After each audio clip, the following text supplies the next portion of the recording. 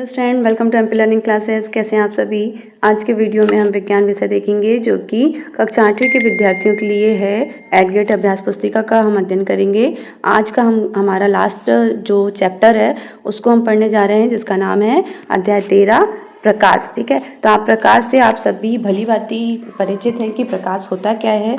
थोड़ा सा हम इसका बेसिक पढ़ लेते हैं जो कि आपको पाठ की पूर्व तैयारी में दिया गया है। जैसा कि हम जानते हैं, प्रकाश सरल रेखा में गमन करता है। यदि इसके मार्ग में कोई अवरोध आता है तो प्रकाश की कुछ किरणें वापस लौट जाती हैं। इन लौटती हुई किरणों के द्वारा प्रतिबिंब बनता है, जिसे हम क्या कहते हैं, साधारण रूप में परछाई कहा जाता है। ये प्रतिबिंब जो परछाई बनती है हम किसी पर्दे पर प्राप्त कर सकते हैं। ऐसे प्रतिबिंब को हम वास्तविक प्रतिबिंब कहते हैं।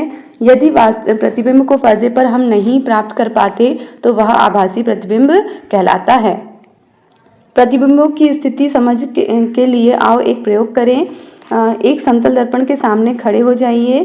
अब अपना दाएं हाथ को ऊपर उठाएं। देखिए आपके प्रतिबिंब का कौन सा हाथ ऊपर उठता है। अब आप अपने बाएं हाथ को बाएं कान को स्पर्श कीजिए। अब देखिए कि अपने प्रतिबिंब का हाथ आपके किस कान को स्पर्श करता है। ये देखिए आपको चित्र दिया गया है।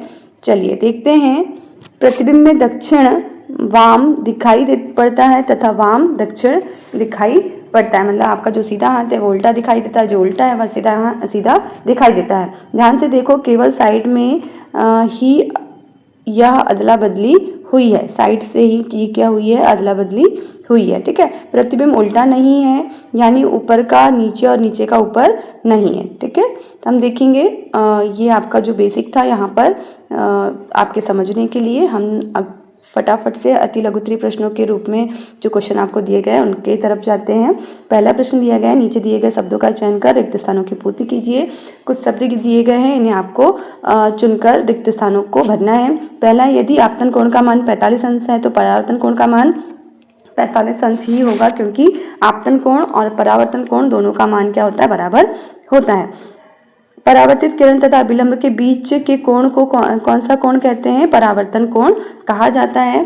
तीसरा आपका खाली स्थान है। आपतित किरण आपतन बिंदु पर, अभिलंब तथा परावर्तित किरण ये सभी एक ही तल में होते हैं। ठीक है, आपतन बिंदु, आपतित किरण, अभिलंब, परावर्तित किरण ये सभी कहाँ होते हैं, एक ही तल में स्थित होते हैं। जो चौथा नंबर का आपका खाली स्थान है वह है चाक्षुष विकृति युक्त व्यक्तियों की सहायता के लिए सर्वाधिक लोकप्रिय साधन क्या है, ब्रेल लिपि है। ठीक है, तो चाक्षुष विकृति से आप तात्पर्य समझ गए होंगे कि क्या है, जो आंखों से अंधे होते हैं उनके लिए सबसे ज़्यादा सुविधाजनक क्या है, ब्रेल लिपि है। खाली स्थान मानव नेत्र का वह भाग है जो इसका विशिष्ट रंग प्रदान करती है। तो परितारिका ये क्या है, मानव नेत्र का वह भाग है जिससे हमें अलग अलग रंग दिखाई पड़ते हैं। सही विकल्प के रूप में जो आपको क्वेश्चन दिए गए हैं उन्हें हम देखने जा रहे हैं। पहला विकल्प है, दर्पण द्वारा बने प्रतिबिंब में वस्तु का बायां भाग दाएं और दायां भाग बाईं ओर दिखाई पड़ता है। इस परिघटना को कहते हैं, तो इस परिघटना को कहते हैं पार्श्व परिवर्तन कहा जाता है। इसका डी नंबर आपका सही होगा।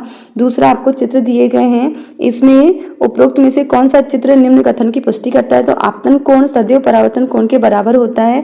तो ये क्वेश्चन आपका, ये वाला चित्र क्या है, आपतन कोण परावर्तन कोण के बराबर है। तो आपका डी ऑप्शन सही हो जाएगा। चित्र द आपका सही ऑप्शन होगा।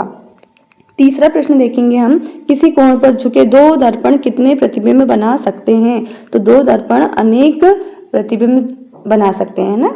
अगला प्रश्न देखेंगे, चौथा, सामान्य नेत्र द्वारा पढ़ने के लिए सर्वाधिक सुविधाजनक दूरी लगभग होती है 25 सेंटीमीटर की। ठीक है, ब्रेल पद्धति में बिंदुकित पैटर्न अथवा छाप होते हैं, 63 होते हैं। ठीक है, अगला हम पहला प्रश्न देखेंगे अति लघुत्तरीय प्रश्नों के रूप में जो आपको दिया गया है। परावर्तन के नियम लिखना है आपको। इसमें देखेंगे परावर्तन के नियम। आपतन कोण का मान सदैव परावर्तन कोण के बराबर होता है।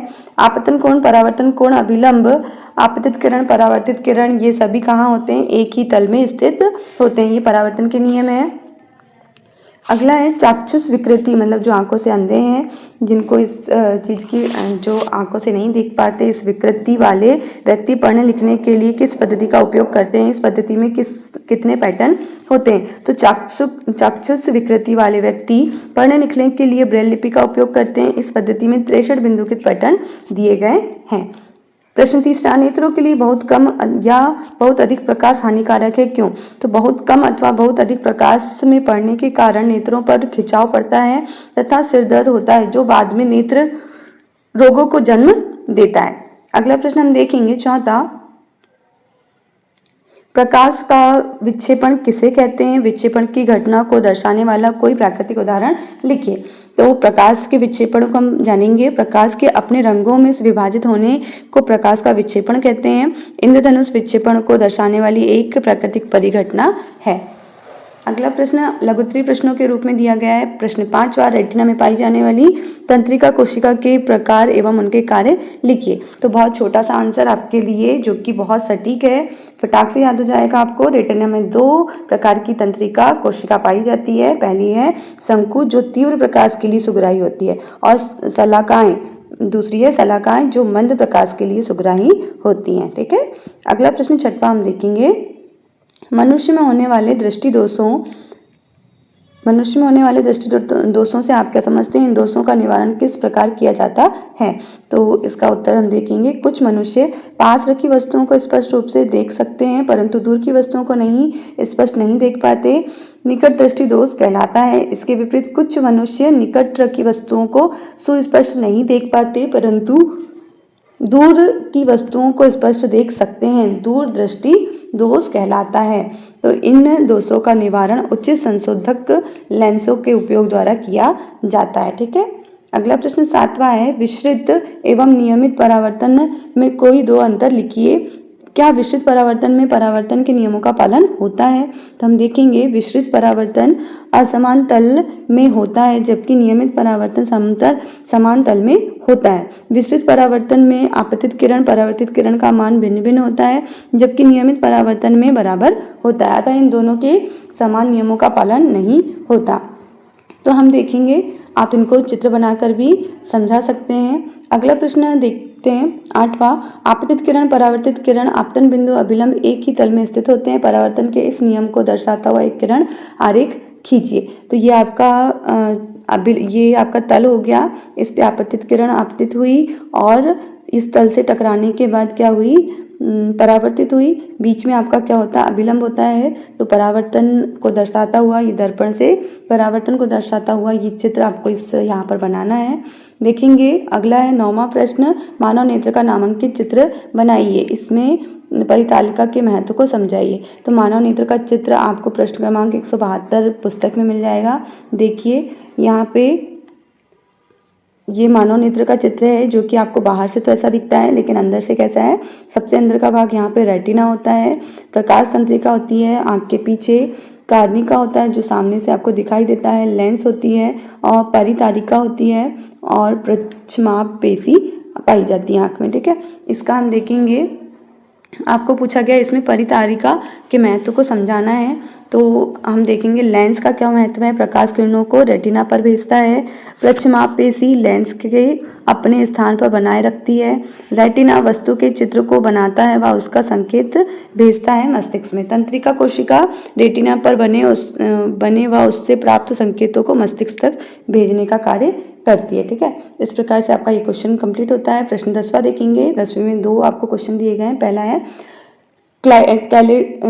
कैलाइडोस्कोप निर्माण के विभिन्न बिंदुओं को लिखिए। तो कैलाइडोस्कोप बनाने के लिए दर्पण की लगभग 15 सेंटीमीटर लंबी, 4 सेंटीमीटर चौड़ी 3 आयताकार पट्टियां लेकर प्रिज्म की आकृति में जोड़े, फिर गत्ते में बनी बेलनाकार आकृति में लगाए ट्यूब के एक सिरे को छिद्र युक्त डिस्क से बंद करें। ट्यूब के दूसरे सिरे पर वृत्ताकार प्लेट लगाएं। इस ट्यूब में कांच की चूड़ियों के टुकड़े रखें, फिर इस सिरे को बंद कर दें। इस प्रकार कैलाइडोस्कोप तैयार कर सकते हैं। कैलाइडोस्कोप का आखिर उपयोग है क्या?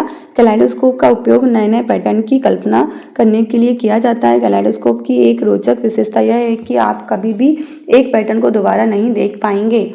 प्रायः दीवारों वाले कागजों तथा वस्त्रों के डिजाइन बनाने के लिए तथा कलाकार कैलाइडोस्कोप का उपयोग नए नए पैटर्न की कल्पना करने के लिए करते हैं। तो कैलाइडोस्कोप की मदद से हम नए नए पैटर्न देख सकते हैं। हम देखेंगे प्रश्न 11वां, नेत्रों की देखभाल नेत्रों की देखभाल हेतु आप क्या उपाय करेंगे? तो हमें नेत्रों की नियमित जांच कराते रहना चाहिए। हमें पठन सामग्री अथवा पुस्तक को सदैव दृष्टि की सामान्य दूरी पर रखना चाहिए। हमें सूर्य अथवा शक्तिशाली प्रकाश स्रोत को कभी भी सीधा नहीं देखना चाहिए। हमें अपने नेत्रों को कभी भी नहीं रगड़ना चाहिए। नेत्रों को स्वच्छ जल से धोते रहना चाहिए। प्रोजेक्ट कार्य हम पहला देखेंगे, जिसमें आपको अपने पड़ोसी, आसपास के जो पड़ोसी हैं के 5 बच्चों का सर्वेक्षण करना है। ज्ञात करना है कि 12 वर्ष के से कम आयु के कितने बच्चे किसी दृष्टि दोष से ग्रसित हैं। तो हम देखेंगे आसपास के बच्चे, जैसे मैंने यहाँ लिखा है तरुण 10 वर्ष का है, निकट दृष्टि दोष है इसे, और इसमें अन्य दोष नहीं है, कोई दोष नहीं है, ठीक है। राम है जो 12 वर्ष का है, दूरदृष्टि दोष से पीड़ित है। अजय 9 वर्ष का है जो कि ल्यूकेमिया से पीड़ित है। रमेश 13 वर्ष का है, निकट दृष्टि दोष से पीड़ित है। विजय जो कि 8 वर्ष का है, स्ट्रैबिस्मस से पीड़ित है। इसका हम अगला क्वेश्चन देखेंगे, किस विटामिन की कमी से दृष्टि दोष हो सकता है? तो विटामिन ए की कमी होने पर दृष्टि दोष हो सकता है। आंखों को स्वस्थ बनाए रखने के लिए आप आहार में क्या होना चाहिए? तो हमारे आहार में आंखों को स्वस्थ बनाए रखने के लिए कच्ची गाजर, फूल गोभी, हरी सब्जी, अंडे, दूध, दही, पनीर, मक्खन एवं फल आदि होना आवश्यक है। प्रश्न तीसरा देखेंगे इसी प्रोजेक्ट कार्य का, आंखों की सुरक्षा के लिए क्या क्या सावधानी रखनी चाहिए? तो हमें नेत्रों को नियमित जांच कराते रहना चाहिए। हमें सूर्य एवं शक्तिशाली प्रकाश स्रोत को कभी भी सीधा नहीं देखना चाहिए। समय समय पर आंखों की सफाई करते रहना चाहिए। प्रोजेक्ट कार्य 2 देखेंगे, जिसमें आपको दिया है सूर्य के प्रकाश को श्वेत प्रकाश के रूप में जाना जाता है। सूर्य के प्रकाश में अनेक रंग होते हैं। यह दर्शाने के लिए कोई क्रियाकलाप करिए तथा किसी किए गए क्रियाकलाप को अन्य शब्दों में चित्र का प्रदर्शन करते हुए लिखिए।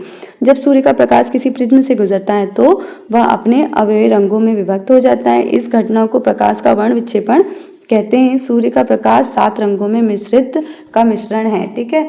तो यहाँ पर हम देखेंगे श्वेत प्रकाश जो कि सूर्य से निकला है, ये प्रिज्म से टकराया और क्या हुआ, अलग अलग रंगों में 7 रंगों में बढ़ गया, जिसे आप कहते हैं, पहचानिए, हैप्पी नाला, या फिर आप इसे ROYGBIV के नाम से जानेंगे। आर से लाल, ओ से और नारंगी, वाई से पीला, जी से हरा, बी से नीला, आई से जामुनी और बी से वॉयलेट जामुनी, ठीक है। इस प्रकार आपका प्रोजेक्ट कार्य भी यहाँ कंप्लीट होता है और साथ ही साथ हमारा आज का जो विज्ञान का कोर्स है वो कंप्लीट होता है अध्याय 13 के साथ। सारे ही क्वेश्चन मोस्ट इंपॉर्टेंट है एडग्रेड अभ्यास पुस्तिका के। आप सभी को सारे क्वेश्चन बहुत ध्यान से पढ़ना है। सारे ही क्वेश्चंस के आंसर बहुत सटीक भाषा में, बहुत छोटे रूप में, संक्षिप्त रूप में हमने आपके लिए लिखे हैं। वीडियो को लाइक करना, चैनल को सब्सक्राइब करना ना भूलें। मिलते हैं नेक्स्ट वीडियो में नेक्स्ट सब्जेक्ट के साथ। Thanks for watching.